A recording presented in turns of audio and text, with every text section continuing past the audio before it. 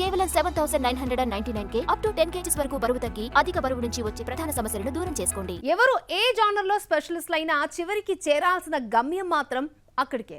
ఎన్ని రకాల genres try చేసినా ఆ జానర్ చేస్తేనే స్టార్డమ్ వస్తుందా? స్టార్స్ వెళ్లే దారిలో వెళ్తేనే యంగ్ హీరోలకు క్రేజ్ ఉంటుందా? అందుకే యంగ్ హీరోలు మారిపోతున్నారా? స్టార్ హీరో అనిపించుకోవాలన్న డ్రీమ్ ప్రతి యంగ్ హీరోకి ఉంటుంది. స్టార్డమ్ దక్కకపోయినా చివరికి మాస్ హీరో ఇమేజ్ వచ్చినా చాలనుకుంటూ ఉంటారు.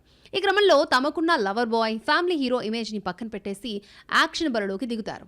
మాస్ హీరో అనిపించుకోవడానికి గుడ్ బాయ్ నాగశౌర్య కాస్త బ్యాడ్ బాయ్ కార్తిక్ గా మారిపోయాడు. యాక్షన్ మూవీస్ హిట్ తీసుకురాకపోయినా నాగశౌర్య మాత్రం మాస్ హీరో అనిపించుకోవడానికి ట్రై చేస్తూనే ఉన్నాడు. 8 ఏళ్ల క్రితం వచ్చిన చలో తర్వాత సరైన హిట్ లేని నాగశౌర్య 17న బ్యాడ్ బాయ్ కార్తిక్ గా ముందుకొస్తున్నాడు.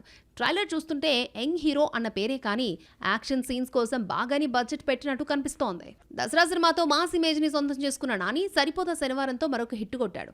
మధ్యలో హాయ్ నాన్న అంటూ ఫ్యామిలీ హీరోగా కనిపించి హిట్ 3లో యానిమల్ క్లైమాక్స్ లో రణబీర్ ని గుర్తు చేశాడు.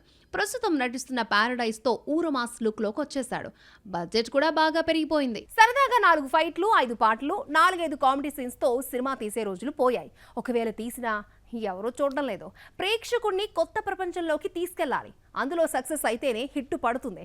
దీంతో యంగ్ హీరోలు మేము సైతం అంటూ కొత్త ప్రపంచాన్ని సృష్టిస్తున్నారు. విజయ్ దేవరకొండ కోసం కింగ్డమ్ అనే కొత్త ప్రపంచాన్ని దర్శకుడు గౌతమ్ తిన్ననూరి సృష్టించినా వర్కౌట్ కాలేదు.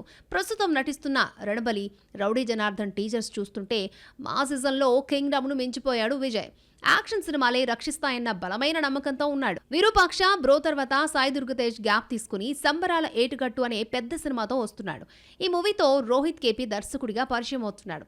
యాక్షన్ సీన్స్ లో ఎలివేషన్ ని ఓ రేంజ్ లో చూపించాడు దర్శకుడు. కిరణ్ అబ్బవరాన్ కి హిట్ ఇచ్చిన కా డైరెక్టర్ తో నటించే మరో సినిమా కూడా యాక్షన్ మూవీనే. యంగ్ హీరోలు ఒకరేంటి, అందరిది ఒకటే మాట, ఒకటే రూట్. బడ్జెట్ పెరిగినా ప్రేక్షకులకు కొత్తదనం ఆవిష్కరించాలి. ఇలా అయితేనే హీరోలుగా నిలబడగలుగుతాం. లేదంటే కష్టమన్న సంగతి అర్థమైందనుకుంటా. అందరూ ఒకేసారి మేల్కొన్నారు.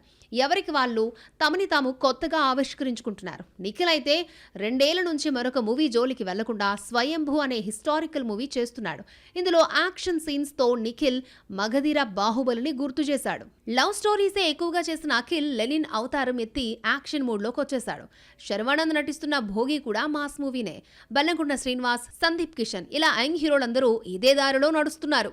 ఇది మన బాక్స్ ఆఫీస్. నెక్స్ట్ ఎపిసోడ్ లో మరిన్ని interesting movie updates and gossips తో మళ్ళీ కలుసుకుందాం. Until then, keep watching NTV.